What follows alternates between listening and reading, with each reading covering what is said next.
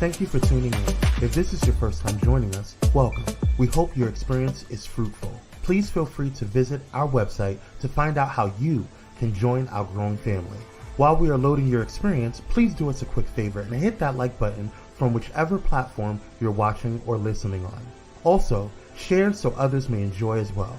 And we hope you would consider hitting that subscribe or follow button so you can check out more of our amazing content.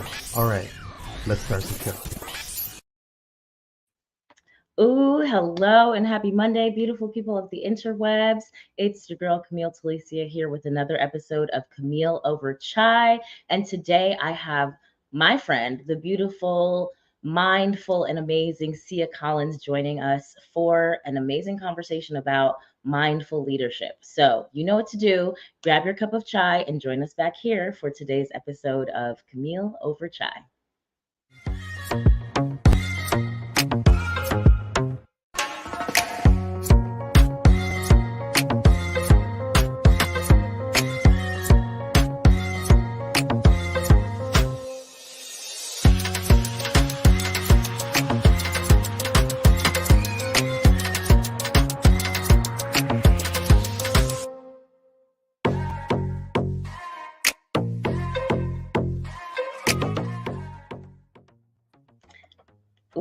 Hey y'all, welcome to Camille Over Chai, the show where we are striving to expand the concept of leadership by having authentic and engaging conversations with dynamic, amazing leaders of all kinds.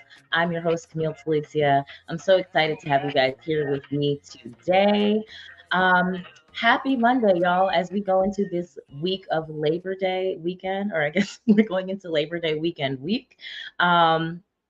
It was a long one between the last time y'all saw me and this time, which is why on today in my mug, this is not chai. You know, this is a red wine today, not Pinot Noir, but a sweet red.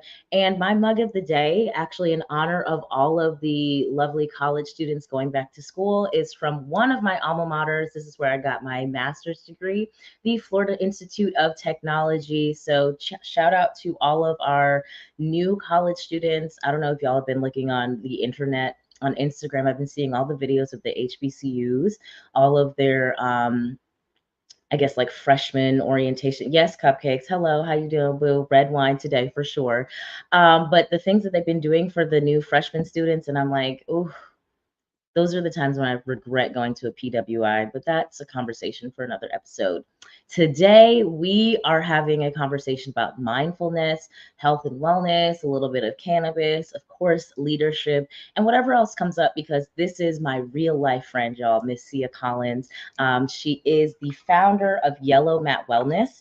And excuse me, before I bring her on, I'm going to read a little bit of her bio so you know just who we are going to be chatting with. So, as a trauma-informed educator and mindfulness teacher, Siha fills up rooms with her unique brand of insight and ease to create spaces that help people make meaningful change.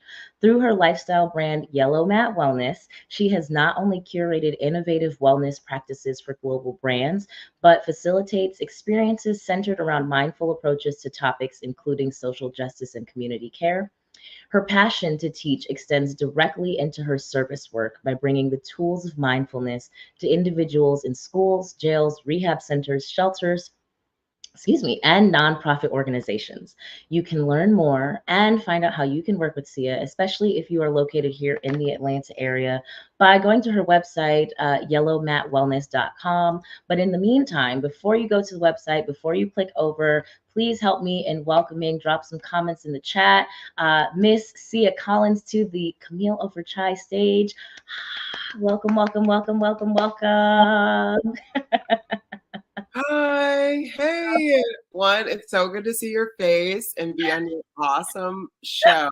So thanks for the invite. I feel a little strange, like, do I have to act more professional because you're Absolutely not. Please don't. Please don't. Okay, good.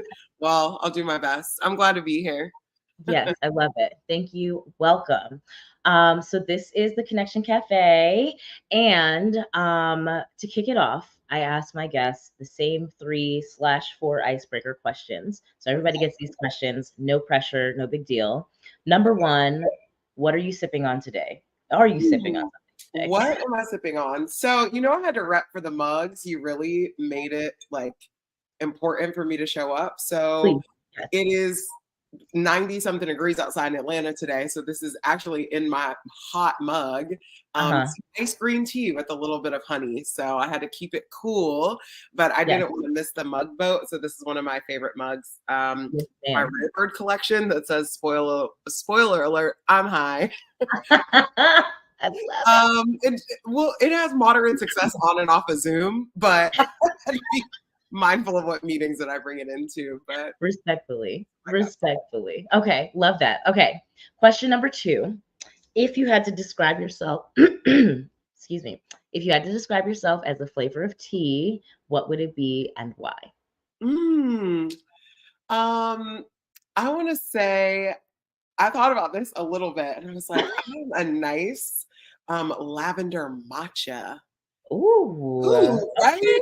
Like, I love matcha. I think it's really complex. It's a different type of, tea than most people are used to having, but that like scent and that sensuality and that like floral and femininity, I hope I'm really serving up.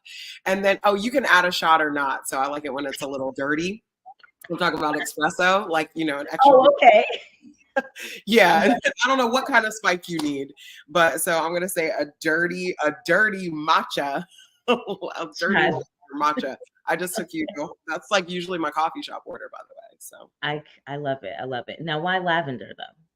I was telling someone the other day, just my sense of smell is sometimes my strongest sense. I feel like on the internet, we think that things are in real life, but that's the sense that I miss the most, is that you can never smell how a place is. And I'm always walking in like, not just who else there, but what does smell like in there? Y'all got some candles, some incense, some perfume. So I always need a little floral note, a little smell good. That's me. Respectfully heard. Okay. All right. And so our last question. All right. As you know, we do sometimes talk about leadership in this place.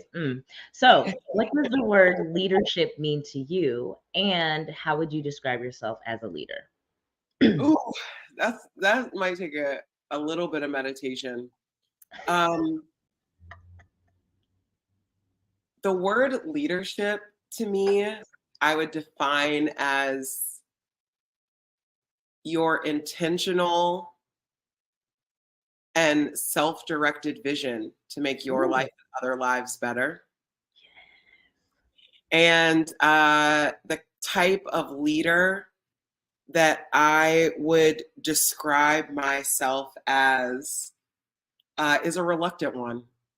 Actually, I have been thrust into leadership positions a lot of times, especially at moments when I don't feel ready. And if I'm always such a student and like kind of a self-developer, I'm always looking to like be a student, increase my own awareness, that sometimes I'm like, I'm still studying the class. I'm not quite ready to teach the class. And they're like, go on ahead and teach already.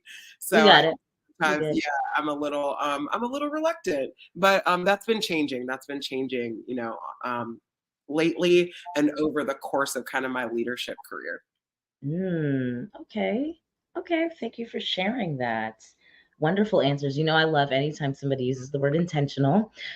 So here for it. Thank you. All right. So now we're really, really going to dive into you. So tell us, who do you serve and how do you serve them with, and you can talk about Yellow Mat, you can talk about Rare Bird, or you can talk about whatever. You can just talk about as Siha.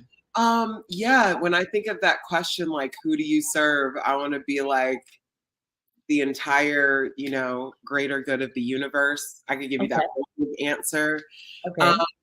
But I want to say that the most real answer is that I serve me, who I was 10 years ago, and what I was needing. I feel like a lot of my work with mindfulness, with leadership, with Yellow Mat Wellness was just me like creating things that I was seeking and looking for, and maybe didn't already always have like a fully formed idea of it.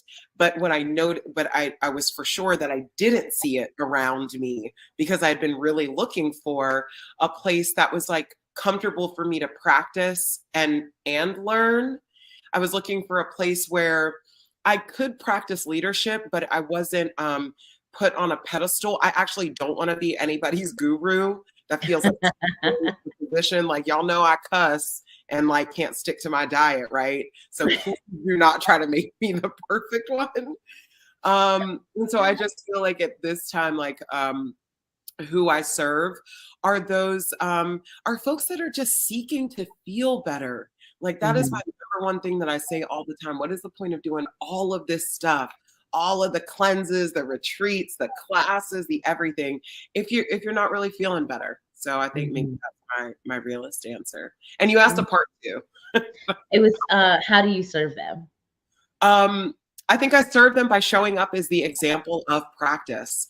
I think anything that somebody likes about me, when I'm told, Siha, you have so much energy, you have so much enthusiasm, you seem so charismatic.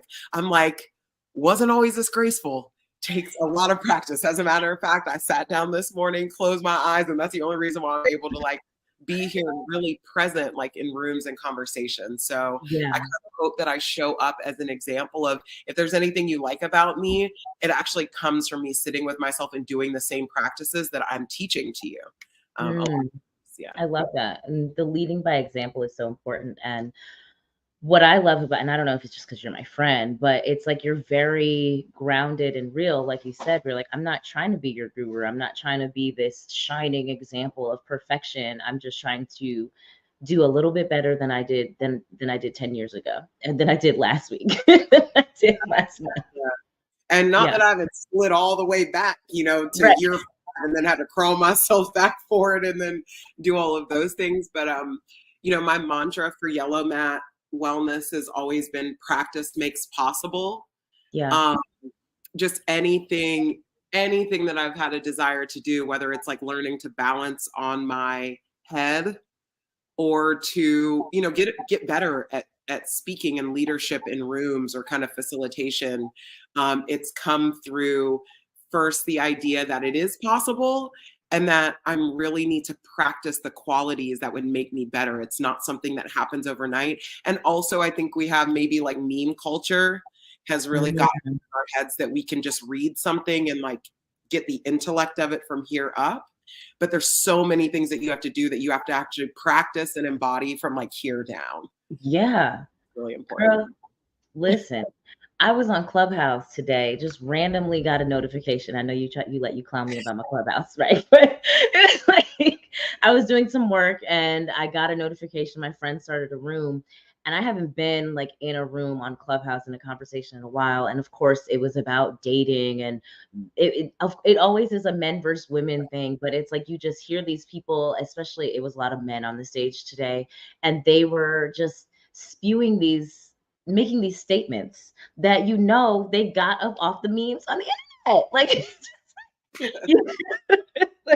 Yeah, like you're repeating that one psychologist misquoting them, talking about everybody. The newest buzzy thing that I've heard is people memeing like attachment styles. You Oh my know, or this and that. Like that's come so much lately. And as a trauma-informed like student, I spent yes. like years kind of going through attachment theory, and it's also like kind of pretty new. And it's not like it's not a zodiac.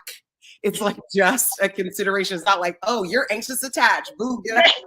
It's like there's actually a little bit of nuance to it. So I totally get that of like what the internet has done to like our psychologizing of ourselves. Exactly. Hey, Inspire, saw you come in. Thank you for being here.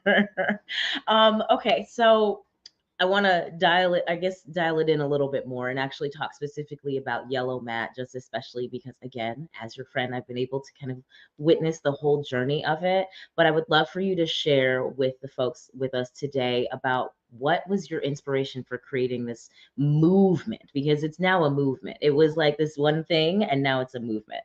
Yeah. So I think the quick story that I always tell is that I think that yoga and meditation had already been around my life. Shout out to my father, who was a martial artist, who had a definite spiritual and like meditation practice. So I think it was always around my world. But I usually tell the story. I recall in preseason, like my junior or senior year of college, a college volleyball coach putting in like one of those fitness P90X like yoga videos and me Mhm. getting my butt kicked. And that started my personal yoga journey. And I love the physical aspect, the almost competing against yourself feeling that yoga gave me. And so I had a real desire to get my physical practice better.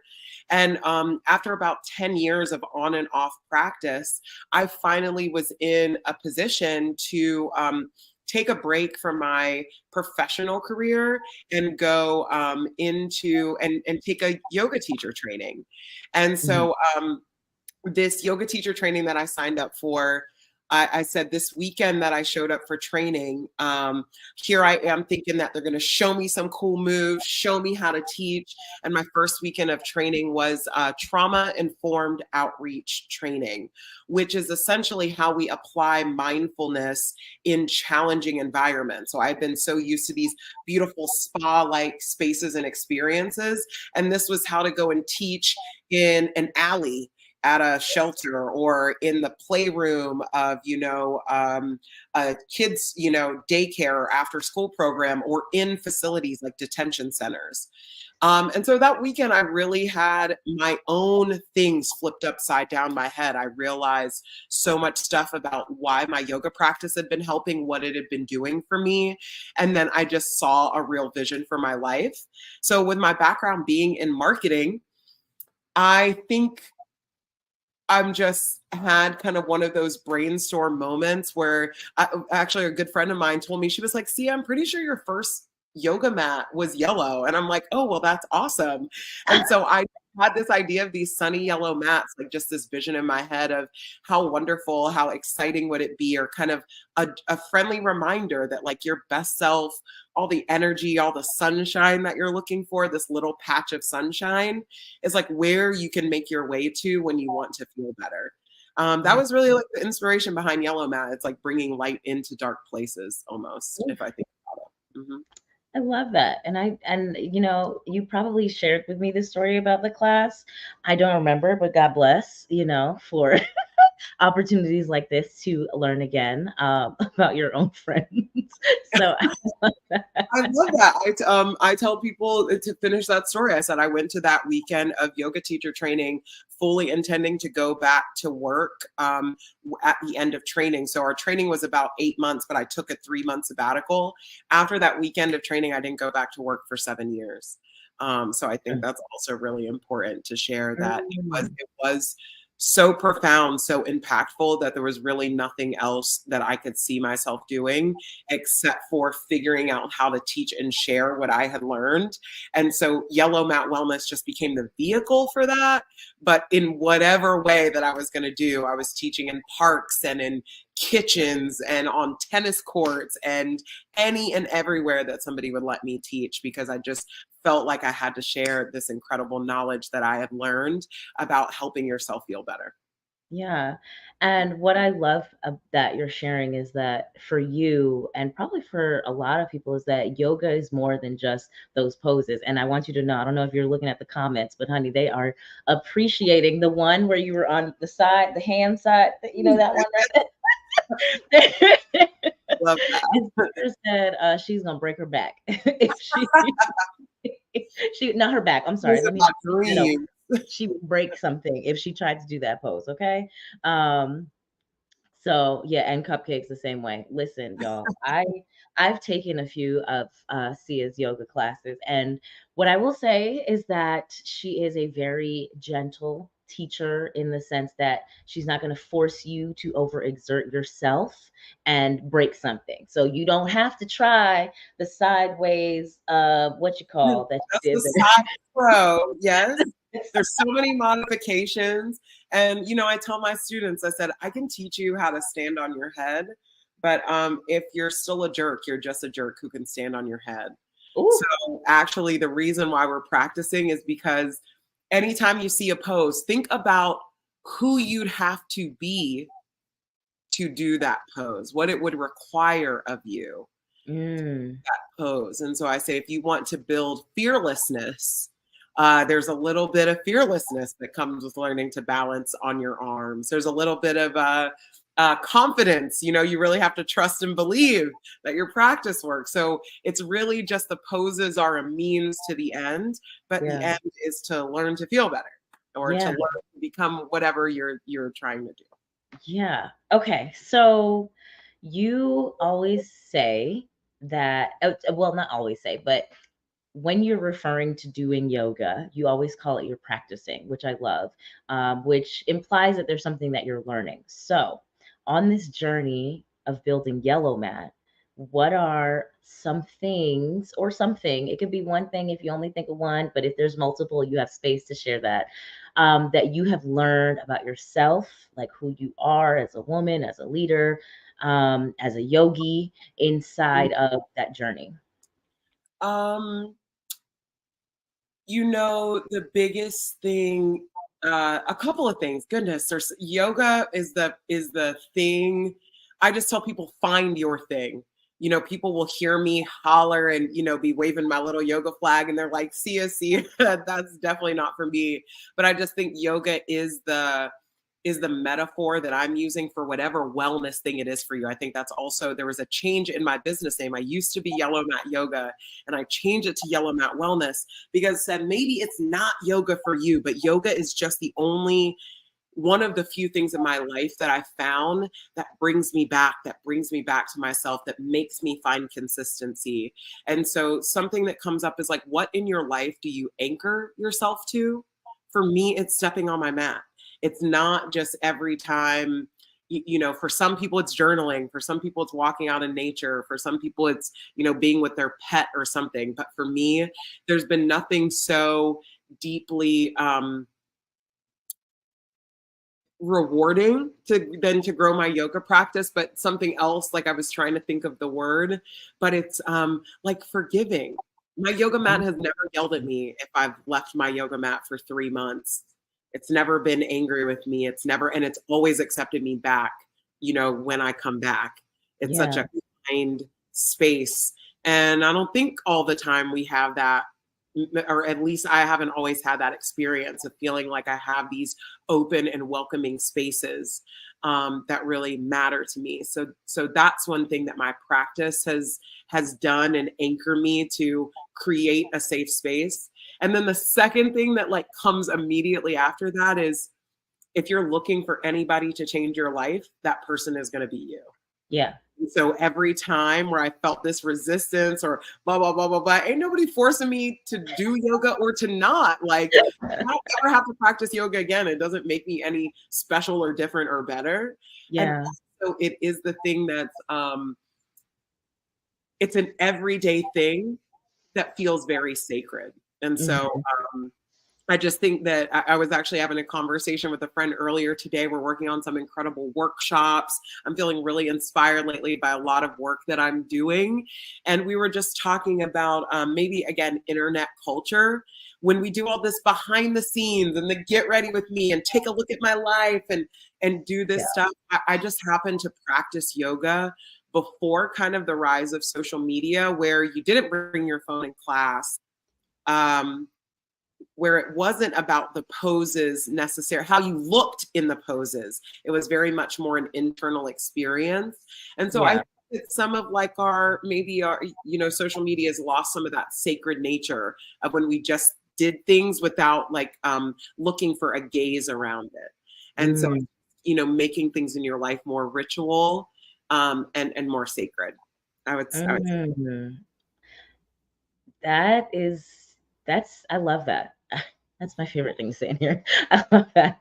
And you are inspiring our viewers. Cupcakes is going to go find her a yoga class to take. And if she breaks something, she said she's forwarding the bill to Pyro Media. I don't think she's referring to me. Well, you know what's so interesting is that the number one, to this day, the two most important conversations that I have when somebody finds out that I practice yoga or that I teach yoga, they go, "Oh Lord, I can't practice no yoga. That's too hard." And then the second thing that I find out is that they've never tried. Right. So it's actually both things, that all of our perception about what yoga is seeing it on the outside rather than practicing for ourselves. There are more than 100 different styles of yoga. I'm sad that the internet only shows a couple that require very able-bodied and usually very fit and athletic bodies. But there is just as much yoga that is for all types of bodies, all types of fitness and ability levels. And I say, if you can breathe, you truly can do yoga. There is a yoga practice that's for you. And so, I just think that it requires just that desire to have an experience. Like I can talk all day about my yoga practice, but until I sit in a room and actually begin the practice of yoga, it would be different, Yeah. Yes. And to your point, what's that last pose that we usually do? What's the name of that last pose at the end? Savasana. Yes. I want y'all to know when you're laying on your back, taking deep breaths and just taking a moment, you are doing yoga, right? Yoga. Yeah, you're so right. Thank you for pulling that up. This conversation, I need to get past the notion of this is white folk stuff. I want to say that, as with most things, that we have to understand the history of colonization of so many practices. And so that cover, those yoga journal magazine covers that you used to see with, again, thin, mostly white, able-bodied women, is not the heritage or the tradition of yoga. It actually comes from tens of thousands of years ago with brown folks using it as a means of physical development and spiritual development through the development of their mind and their body. And so I just think there's incredible, the practice of yoga is said to be anywhere between, as early as 6 and as old as, 8,000 years old. And so to just think that we could learn it all even in a lifetime is kind of a little laughable. So it's just try to find what you can and get started. And it certainly, when it came over to America in the 60s and 70s, that's not all yoga, Yes. And I want to chat some more about sort of the white folk stuff, but other things in that, like the whole mindfulness space in Connection Cafe Part 2. So what we're going to do, y'all, is take a quick break. We're going to run some ads and we will be right back with Siha Collins to complete our Connection Cafe combo. Y'all go refill your drinks and come back now.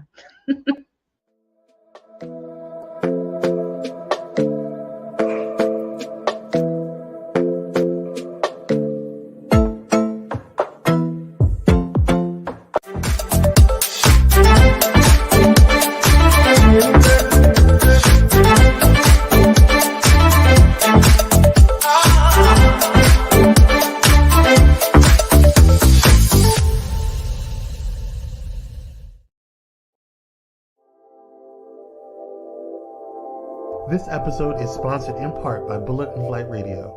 Get ready to uplift your spirit with Bullet and Flight Radio, the world's leading progressive Christian radio station. Experience the vibrant fusion of gospel house music and a rich medley of inspiration from all musical genres that'll make your heart soar. Join their extraordinary lineup of today's trailblazers, visionaries, and voices that matter, all sharing their stories and wisdom. Stay plugged in around the clock as they broadcast unmissable content 24/7. Your go-to station for all things inspiring. Become a pilot today by visiting bulletandflightradio.com. Bullet and Flight Radio. Your story, our station. Step away from the chaos and noise of your daily life. Experience moments for yourself that are calm, serene, and full of peace. A necessary respite to foster growth within you, because self-care should be luxurious. Luxe Noir.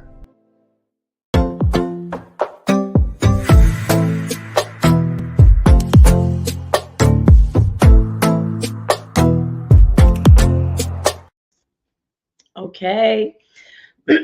Welcome back, y'all. You know what I was doing. Drinking my not chai. Welcome back, guys. We still have Miss Siha Collins with us inside of the Connection Cafe, founder of Yellow Mat Wellness, and also of Rare Bird. And before we get into more of the sweet and spicy conversation, I did, Siha, want to give you an opportunity to share a little bit about what you're doing with Rare Bird and your cannabis education. Real briefly, if you want to share about that right now. Yeah, absolutely. So, I mean, I connect that to wellness. I just say wellness is everything. I saw a comment in our chat that there's power in breath work too. And I wanted to say that maybe the thing that if I could ever share about anything is that yoga is not just physical practice. Yoga is a system of well-being that includes physical postures called asanas, in addition to breath work and meditation. It's all there as one system. So I think one of those points of education is that so many people think about yoga as just those poses. But I think my entire wellness journey into yoga sort of had a pivot in that I'd been an athlete and sort of studying lots of wellness in different ways for several years, and had a really sudden event happen in 2016 with my father suffering a pretty severe stroke at that time that the doctor said was caused by stress. And it was devastating. And my response to these things was to find any and everything that I could to help ease my dad's anxiety. In 2016, I just started to hear those words about CBD. I think the cannabis market in general was starting to have a resurgence in places like Colorado, which I was just, happy accident was going to frequent more. And so in 2016, I kind of started my education track into learning more about the cannabis industry, yes, but through a lens of wellness, which is going back to the plant, going back to the practices. And so I became a certified cannabis sommelier, which is just a fancy way to say that I know a lot about the cannabis plant as well as kind of the compounds that are in the cannabis plant. We only ever talk about one or two, THC and CBD, but there's more than 150 beautiful compounds, cannabinoids, terpenes, things like that in the cannabis plant. And so I love, it combines my sense of smell with wellness that I just got through telling you about. And it's very special and interesting and fascinating to me to talk about cannabis. Okay, perfect. And I love that. And if anyone is interested in learning more from you about that particular aspect of your wellness, should they also just reach out on yellowmatwellness.com? Yeah, totally. So for years, I ran a class that was called Cannabis is the New Kale. And it was and I used to do a series of CBD infused sound baths called Mellow Yellow. And so I feel that cannabis is connected in so many ways. I have an apparel, like home decor and lifestyle brand that's called Rare Bird Fine and Unusual Goods. But a lot of, at this point in my kind of career and my journey as a curator, I think everything is everything. And so however you find it, through laying on a mat with me in a sound bath, or through shopping pretty ashtrays and lighters and all that cool stuff that is like sort of for your ritual. I just tell people, like, if you're into it, if you like it, I love it. We can get started. Yes, perfect.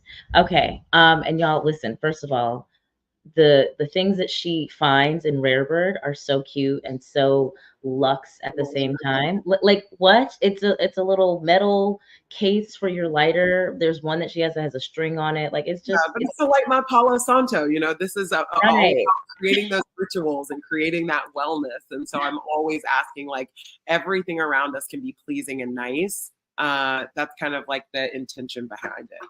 Yeah. And so, okay, honestly, as we're talking about this, I really want to just dive into this other part of the conversation, because at first I was thinking the mindfulness and yoga, but now I'm also thinking about even in this cannabis space, and there's a little bit of the recolonization or whatever you want to call it. Plus there's like a little bit of dilution.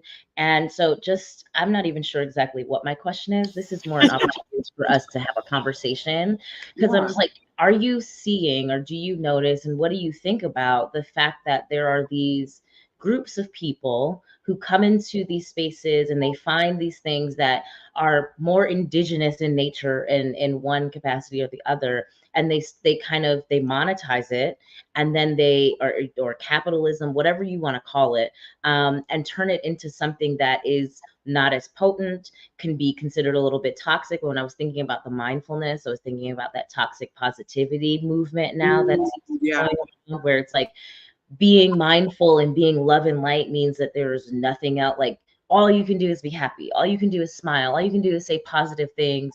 And that is how you know that you are a healed person. You are a mindful person. You are, all of those stuff. So I'm going to pause because I was about to go on a rant. I felt it coming.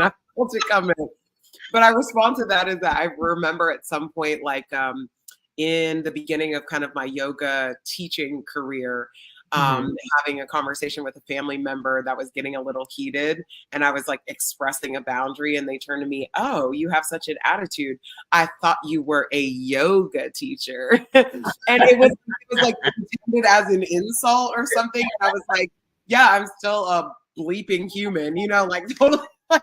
So I just think, yes, a lot of what social media, or a lot of what like just culture does, when we just take things as generalizations, or when we just visit things in a vacuum. Again, a lot of my work that I'm personally into right now is in establishing habits, ritual, like reigniting things that are sacred. And so I do think, let's start in like a positive way. Yeah. I just think when you're introduced into anything, there can be like a level of interest and excitement about it, and excitement to learn. And I think that that is a positive intention of so many people. Just think about the rise of yoga. Yoga has been around for years and years, but never in my life have I seen the explosion that happened during and after social media. And then again, during the pandemic, like the people that started because they, for the first time, felt like they had time and space to maybe engage in a practice. And heck, there was nothing else to do. You might as well try something new. Right. But with that said, I think it comes back, loops full the way around to intention matters so much into why you're doing it and why you're showing up. And so, maybe you did sign up for a yoga challenge to, just see it and try it on. But is it just so that you can compete with what your body looks like? Or is it so that you can really try to tap into some natural wellness that your body has? Not that either one is good or bad. Let me also say that. But I think it does lead to different outcomes. And so put that in a mass context. I think when you have communities practicing and they're divorced from why they're doing it, I think that's what leads to a little bit of that like sticky nature, that then it feels exclusive to people That means that if I can only show up to your class if I'm wearing the right clothes, or if I've got the right gear, the right mat, or, you know, then that's a different intention than let's all get together and try to practice and feel a little better. Does that make sense? Yeah, of course. Excuse me. And the thing that comes up for me is circling back to Inspire's comment about she needing to get past the notion that this is white folks stuff, right? And it's like, in the Black community, in the Afro-Latina community, it's like, what kind of response and feedback have you been getting lately from people when you are mentioning that you do yoga, or inviting them to do something mindful, or like the sound baths, right? When I, even when I've mentioned that to some friends, and they're like, wait, so what's happening? You're bathing in sound? Like, what are we doing? Like, how Woo woo, woo woo. like Yeah. it's like the pushback that is kind of keeping them from this other level of healing that really honestly belong to us first. Yeah. I'm so glad that you say that, because I just think that when I'm having the conversation with Black folks about yoga specifically, I do think that there is still, it pulls the thread on a larger conversation about the stigma around all healing, therapy, therapy, nutrition, fitness, journaling, any sort of wellness practice outside of yoga, that maybe there's sometime we ain't got no time for that. Maybe the spectrum is, for me, and I'm going to use my Black ass family of the spectrum, is we ain't got no time for that, to take it to the Lord. That's all we've got time for it. So that's kind of like the only spectrum that was kind of introduced to me. I want to say that I think like, I love us Black folks. We will actually make a way and find a way where there is nothing. So I'm actually pleased, and so it warms my heart. And I also have the privilege of sitting in an exceptionally Black city like Atlanta, where, let me tell you, I practiced yoga for 20 years, and it wasn't until 10 years or almost 12 years in my practice before I had my first Black yoga teacher. For years and years and years, I was the only Black person sitting in rooms of yoga folks. And again, because of those stigmas that we don't, it's not for us, we're not welcome there, that we don't have the right body type or don't have the right athleticism. And truly, it just comes down to a choice to show up in rooms to practice for yourself, to like connect with yourself. So there's an interesting thing that Black folks, I think we love to get together in community. We love a block party. We love a space party. We love a cookout. We love a pool party. We love whatever. Right. There's something actually very interesting about yoga that I say in my classes, that we're practicing together, but on our own. Yoga is a very individual and solo. I can't move your arm for you. People tell me all the time, oh, that was such a beautiful class. And I said, but you did all the movement. I just gave you instruction, gave you suggestion. And there's another, this is maybe a little intuitive, but I think Black folks are still making our way back to that self-directed healing, and to that, like, finding our own means to what's making us feel better. That might be just outside of the norms that we've usually seen before. So I think that that's like a new wave or something that's changing, which I'm really happy for. But I just think it's still new for so many folks to look for different ways.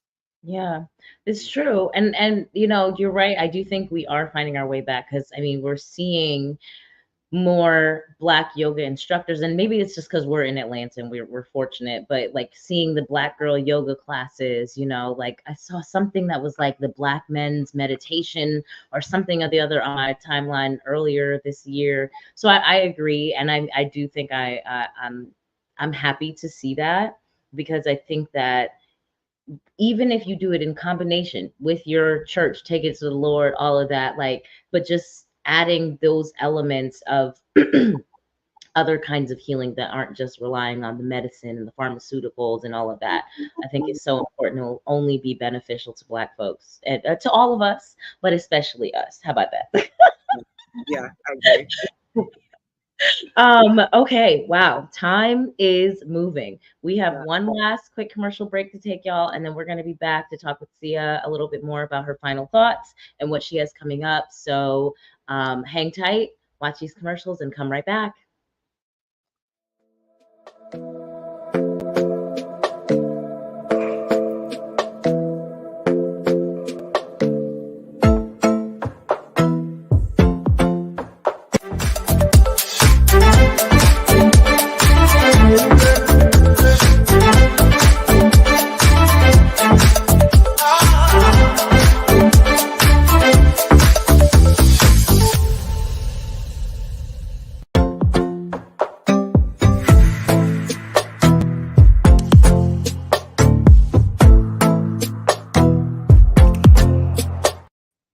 That was a quick one. Okay. Hello. Hi, guys. Welcome back.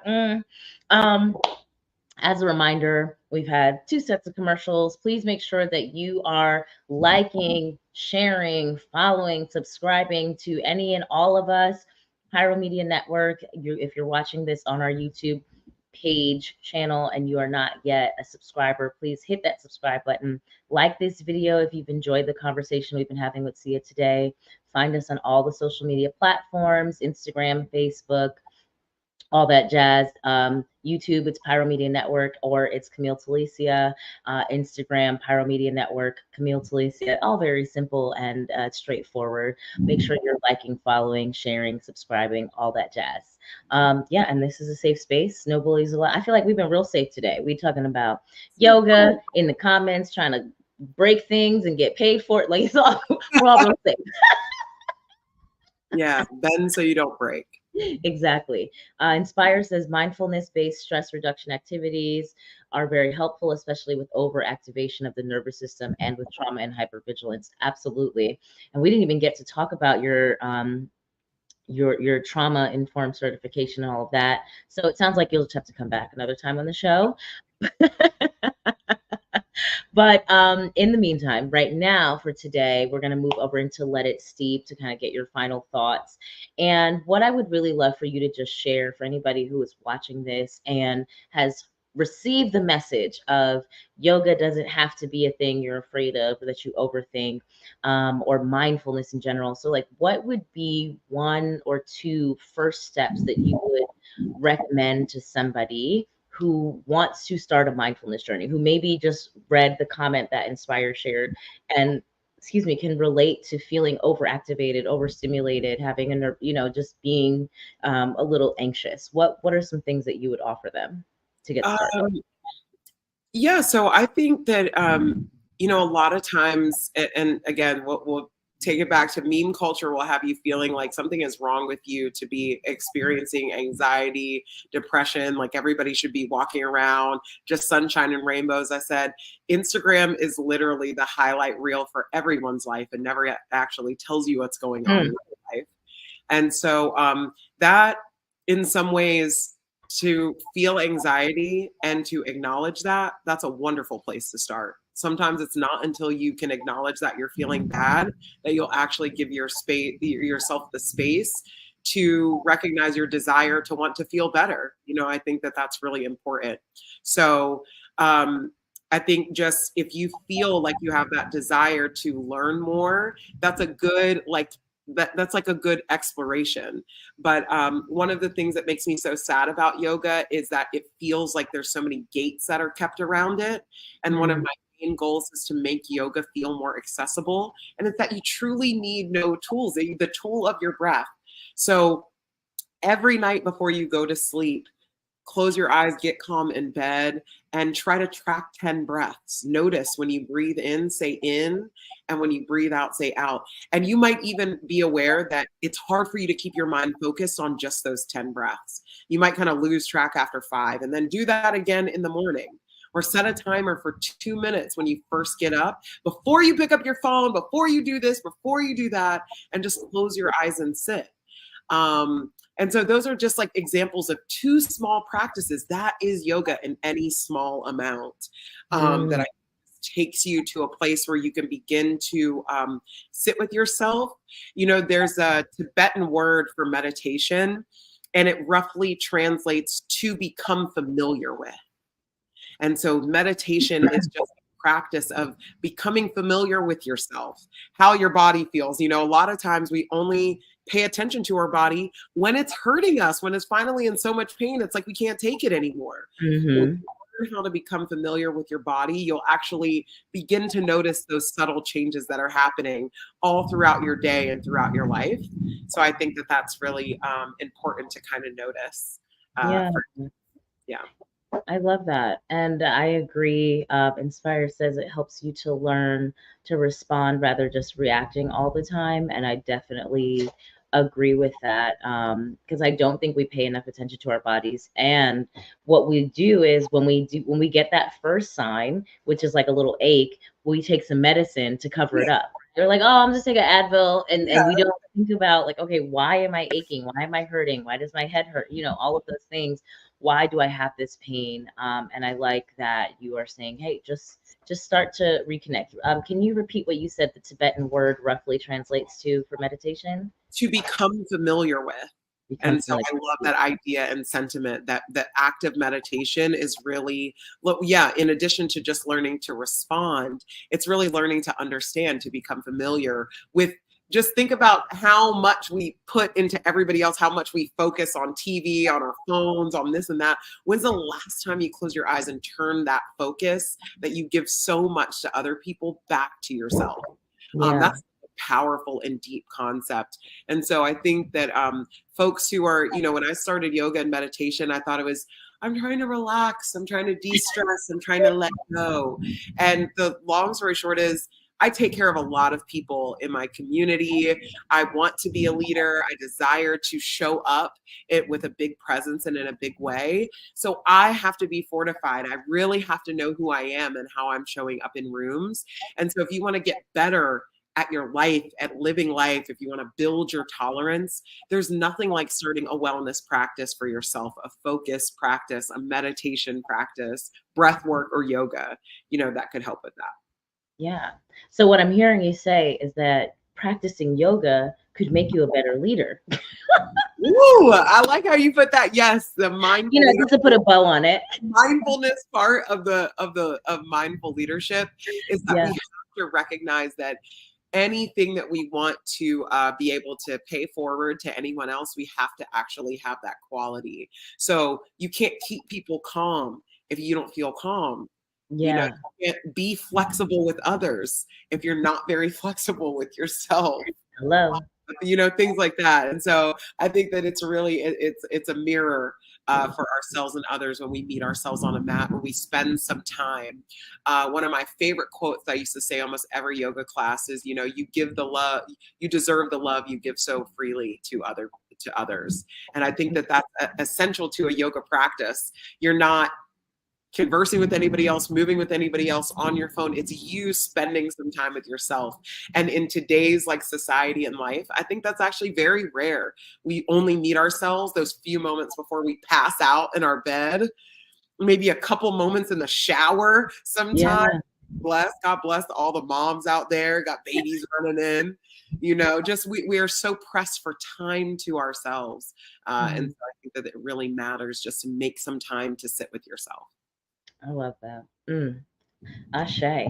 Okay, y'all. It's time for us to find out what Siha has going on, how people can connect with you on the internet. So please let them know where to find you and what they can start looking forward to coming up. Yes, so I always teach on a yellow mat at Yellow Mat Wellness. That's on all social media platforms and the website yellowmatwellness.com. It's been such a privilege and pleasure to be able to teach large public classes. Summer has been awesome. I've had so many offerings. You can find the website. I teach it, a whole calendar of kind of county and city events around City of Atlanta and with beautiful partners that I have in the community. And then most specifically my work, I care so deeply about the practice of yoga and tools for healing trauma. And so my trauma-informed mindfulness is also taken a turn into unpacking the use of cannabis and psychedelics. I just this weekend was so happy to teach a class, Pack Your Bags, on mindful psychedelics. And that's going to be actually some of my newest work coming out. And the principle is not advocating psychedelics. It's saying, before you do that, maybe try all of these other things. Before you take a trip, pack your bags with the right tools. That's actually Hey. so it's really us taking our mindfulness into all areas of our life. And so I'm just signing up for Yellow Mat at yellowmatwellness.com will be the easiest way to connect. Or if you want to invite me to speak or to share or to host a class, I'm always accepting kind of requests to meet new people in new spaces and just create more space for connection and wellness. I love that. Well, thank you so much, Siha, for being here with us today. Folks, please make sure that you connect with her at Yellow Mat Wellness, right? On Instagram at Yellow Mat Wellness, and then yellowmatwellness.com. You know me, like I said, you can find me, Camille Telicia, or The Intentional Goddess, on all places on the interwebs. Website is CamilleTelicia.com or TheIntentionalGoddess.com. They go to the same place. Just a little domain forwarding there.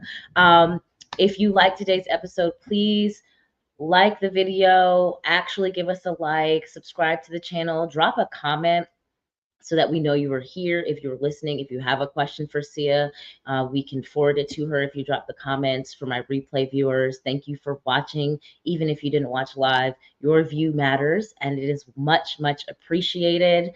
And then, of course, the This Is Not Chai mug. Y'all can go grab that online, CamilleOverChai.com/shop. You can get your This Is Not Chai mug for the days when you are I need one of those. not drinking chai. Yes, ma'am. Right? All right, so with that, guys, I'm not sure if we're gonna have an episode next week because it's Labor Day, but we will be back, and you will just follow Pyro Media Network on Instagram to get the schedule. Yeah, here it is. No Camille over Chai next week due to Labor Day. There it is. I just need to confirm. We will not be here next Monday, but we'll be back the following Monday, which will be a date in September that my brain cannot compute at this moment. But if you hit the subscribe bell, you will find out when that is. You'll be notified and you can join us right back here. And with that, y'all, thank you so much for being here. As always, be blessed, be amazing, be intentional, and I will see y'all next time on Camille Over Chai. Bye.